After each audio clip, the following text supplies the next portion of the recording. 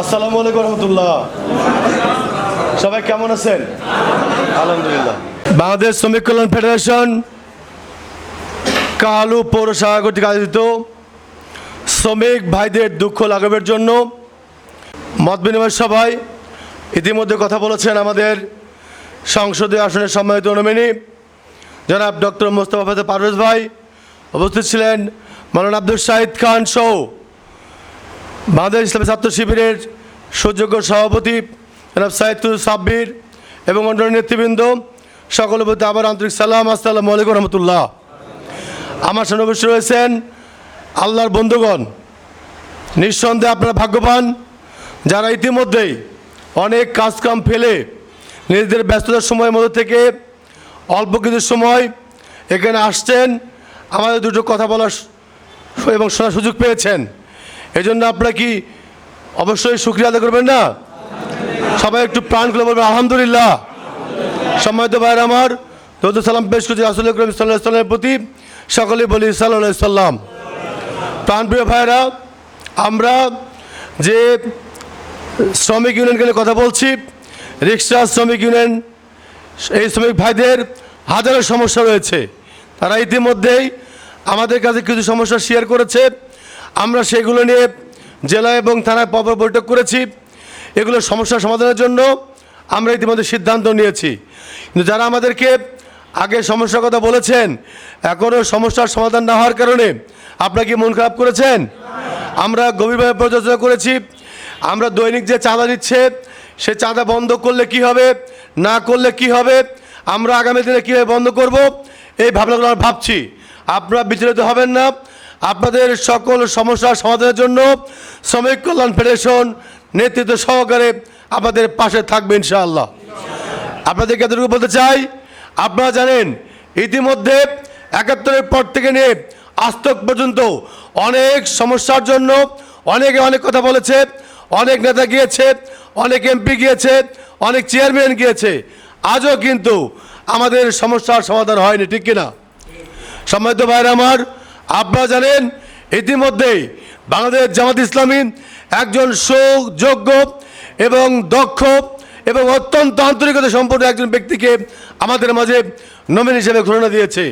যদি আমরা এই ভাইকে নির্বাচিত করতে পারি, আমাদের পরামর্শ, আমাদের সুচিন্তিত মতামত থেকে সামনে নিয়ে উনি এগিয়ে যাবেন। আপনারা জানেন উনি এমপি না হতেই ইতিমধ্যেই কালুতে অনেকগুলো অজুখানা, অনেকগুলো টিউবওয়েল এবং অনেকগুলো হুইল চেয়ার সহ উনি প্রতিনিয়ত আপনাদেরকে কিভাবে সহায়তা করা যাবে, কিভাবে আমাদের পাশে থাকা যাবে, এই সমস্ত চিন্তা চালিয়ে যাচ্ছেন। সম্মানিত ভাই আমার, উনি হয়তো আগামীকালও আবার বিদেশ চলে যাবেন। মূলত আপনাদের এই জনপদের যে সমস্যা, এই সমস্যাগুলো আন্তর্জাতিক মহলে তুলে ধরা এবং আমাদের আন্তর্জাতিক মহলে যে অঙ্গন রয়েছে, সে অঙ্গন থেকে বিপুল পরিমাণ সহায়তা নিয়ে এসে আপনাদের মাঝে পৌঁছে দেওয়ার চেষ্টা করবো ইনশাআল্লাহ। সম্মানিত ভাই আমার, এই জন্য আপনাদের প্রয়োজন সকলেই কাঁধে কাঁধ মিলিয়ে, হাতে হাত মিলিয়ে, যাতে করে আগামী দিনে যে কোনো মূল্যে আমাদের ডক্টর মোস্তফা ফেজা পারভেজ ভাইকে আমরা বিজয়ী করে সংসদে পাঠাতে পারি। যদি আমরা এটি করতে পারি, তাহলে যেমন ওমর রাদিয়াল্লাহু আনহু, যেমন আল্লাহ রাসূলের প্রিয় সাহাবীগণ মুসলমানদের দাঁড়ে দাঁড়ে, মক্কাবাসী মদিনাবাসী দাঁড়ে দাঁড়ে ঘুরে তাদের সমস্যা সমাধানের চেষ্টা করেছে, আমরাও তার সিম্বল দেখানোর চেষ্টা করব ইনশাআল্লাহ।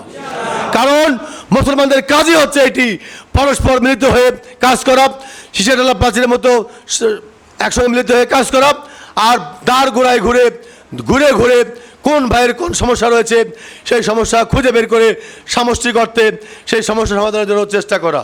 সম্মানিত ভাই আমার, আপনারা জানেন আল্লাহ রাসূল সাল্লাল্লাহু আলাইহি ওয়াসাল্লাম রাষ্ট্রপতি হওয়ার আগে ওই দেশে কোনো শান্তি ছিল না, ছিল শুধু হানাহানি, যুদ্ধ বিগ্রহ, এমনকি জীবন্ত কন্যা সন্তানকে হত্যা করা হতো।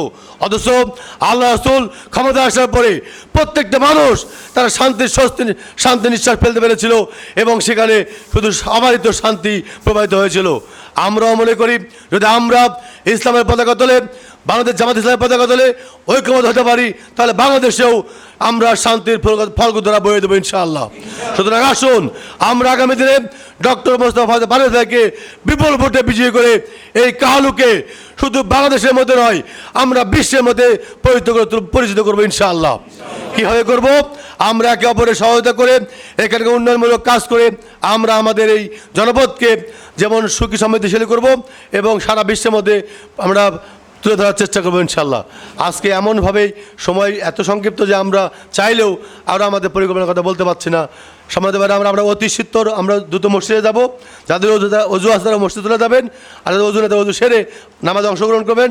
নামাজে অংশগ্রহণ করার পরে বাকি নেতৃবৃন্দ কিছু কথা বলবেন, তারপর আপনারা একটু আপনাদের খাবার গ্রহণ করবেন ইনশাআল্লাহ। সমাজে ভাইয়েরা আমার সংক্ষিপ্ত কথা বলতে ক্ষমা চেয়ে আমার কথা শেষ করছি। আসসালামু আলাইকুম ওয়া রাহমাতুল্লাহ।